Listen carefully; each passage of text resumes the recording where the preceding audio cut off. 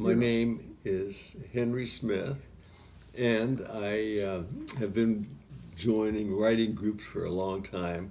And I wrote a book, and my friends at Cal State, the senior program, helped to publish a couple of books. And this one is called El Don, and it's about an old man who is steeped in medieval literature, in writing too much, so especially of Don Quixote. And he wakes up one morning thinking he is Don Quixote, and he goes out and tries to solve problems. And he finds an old Japanese fellow named Cho-san, not Sancho, but Cho-san, and he becomes his squire. And this is one of the stories, you might like it, called An Ancient Enemy. Late Sunday evening, the ringing telephone woke El Don, and he rose slowly from his chair and found his way across the room to answer it. "Hello," he croaked in a muted, nasal, half-conscious voice. "Senor Don?" "This is he," El Don said. "This Cho-san." Hearing Cho-san's voice made Don feel awake, alive, articulate.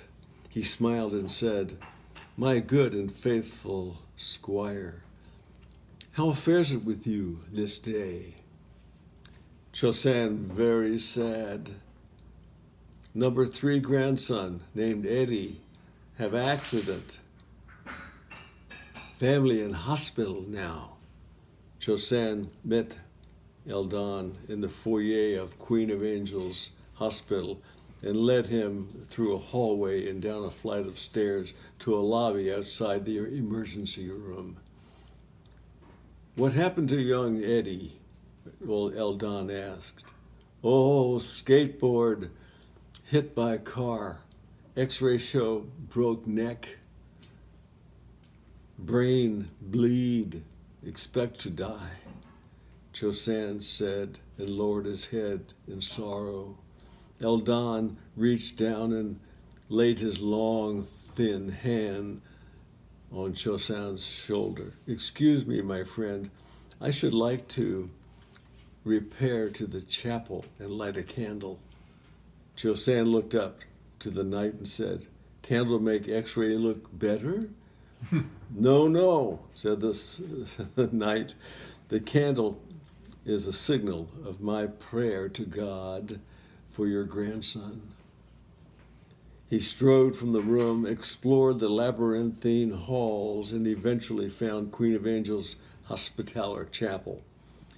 He opened the door and entered the quiet chapel, or sanctuary, and sensed the fragrance of fresh flowers mixed with candle wax and a trace of past incense.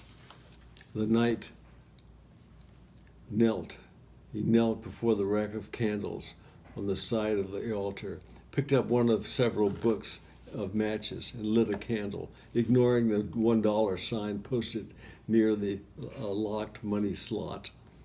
He looked up at the bronze crucifix mounted over the altar. "My Lord, please help me, your humble pilgrim and knight-errant, to be of useful service to my squire, Cho-san, his family, and especially his grandson, Eddie, on this dire and doleful day."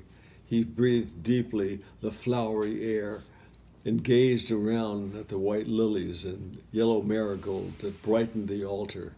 Then he stood and with a noble flourish made the sign of the cross and bowed to the crucifix. As he left, El Don closed the chapel door and stood a moment looking at the walls for a sign or an arrow that would lead him back to the emergency room. He noted a hall to his left that seemed longer and more shadowed than he remembered, from a few minutes before. Yet he felt compelled to walk down this hall, much as Dante had taken the dark path at the outset of his journey to hell. He also sensed that the chapel's flowery essence had been replaced by faintly nauseating fumes of burning sulfur. Suddenly, he saw movement at the far end of the long hallway, a live presence, swift and swirling, clad in bleak raiments of a bygone age, and rushing toward him at the pace of an assaulting force. The figure burst upon him, bigger than he, cloaks still swirl, exuding the scent of sulfur mixed with misty mold. This gigantus mirabilis pressed his long, contorted, way-worn face alongside Eldon's. Eldon felt the heat of eternal fire, and he knew he faced the ancient challenger. Mortal combat, toe-to-toe, face-to-face, nose-to-nose. He felt alive, willing, a knight at the ready, eager to battle. He snarled at the intrusive demon. Shrouded in black and face a white pall, grim specter, on whom do you call? Gaunt and angular, through rustling robes, his glowing red eyes encircled in deep charcoal sockets that contrasted with the funereal pallor of his skin. The hooded figure exhaled a hot breath.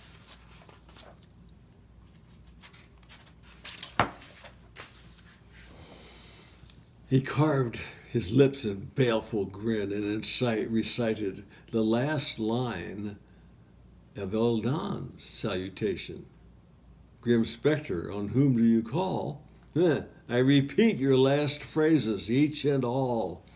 Then challenge your soul to rhyme for rhyme. Who fails the first shall taste death's rhyme. Then he roared with laughter. Eldon's old body felt charged with the challenge, the prospect of a brutal, royal, immortal, poetic combat with the old serpent Sadhana himself for the soul of Chosan's young number 3 grandson. He thrust his fists into the air, pressed his own face into the demon's and said, "Who fails the first shall taste death's time, for the victor shall choose as free and sublime as God first intended in our tearful vale, and save to old age his final weeping and wail." The dark figure shifted his elusive form as if to avoid the rancid, deep, sour breath of Eldon, yet moved his head from side to side as if impressed by the knight's grasp of the poet's duel, and uttered, "And save to old age his final weeping and wail, and live a longer life of torment and fail, and lovelorn betrayals, discomfits and loss, and weary down as the mill on the floss." Eldon cast a livid, sidelong glance at his red-eyed enemy and responded, "And weary down as the mill on the floss, such an engraving hell's scribers emboss, as a knight's body wearies his soul molten flourish, for the great code of love his spirit doth nourish." The specter reached a black clothed arm toward Eldon, shook a bony finger at his nose, and said, "For the great code of love his spirit doth nourish. Oh, on that false note night, see thy soul perish. For love and honor are fraudulent themes of fallen men chasing impossible dreams. Now Eldon strode toward the invading demon, swiping at his cloak, knocking his arm aside and driving him backwards. He said, of fallen men chasing impossible dreams or battling Mephisto's nefarious schemes, I stand in your way, distempered and riled, to stave off your taking an innocent child. The demon rustled up his cloak like a bloated ebony chiffon and seemed to loom larger looking down at Eldon. He screamed, to stave off your taking an innocent child? Why, 'tis my role in the cosmos, left undefiled by Adam and Job and Noah and Jude, for all men are sinners and loathsome and crude. Eldon reached up and seized the creature by the hooded shroud and spoke so hard he spat in his face. For all men are sinners, loathsome and crude, save for Christ and the grace of his soul-saving rood.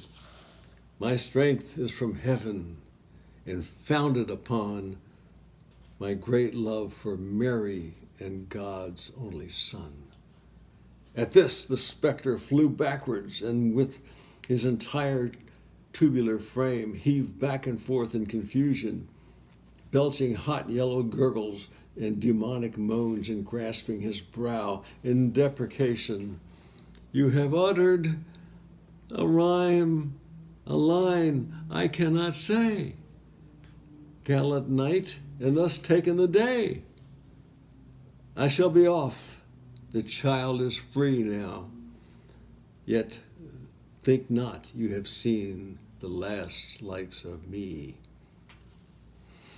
Casting a long, blazing crimson glance at Eldon, the demon fled down the hall and disappeared into darkness.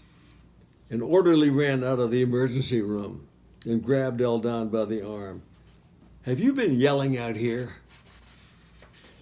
Eldon gazed at the young man. I, Don Quixote Santa Maria Quesada el Cid de Montalban de la Mancha, knight-errant, have just done battle with the enemy for the soul of a young child. I'll call security if you don't quiet down, the orderly said. Quiet, Eldon asked. How can you expect me to be quiet when the specter of death threatens my squire's grandson? You mean Mr. Cho-san's grandson? The orderly said. Indeed, I have been engaged to combat for his very life, Eldon said. Save him? Combat? Are you crazy? It was a misdiagnosis. The doctor had the wrong x-rays. The boy's okay. He pointed to the door and said, now go home. I wanted him to meet and have combat with the devil. And a knight of his mentality would want to do that. Now, whether it's fantasy or whether it's true, who knows? Yeah.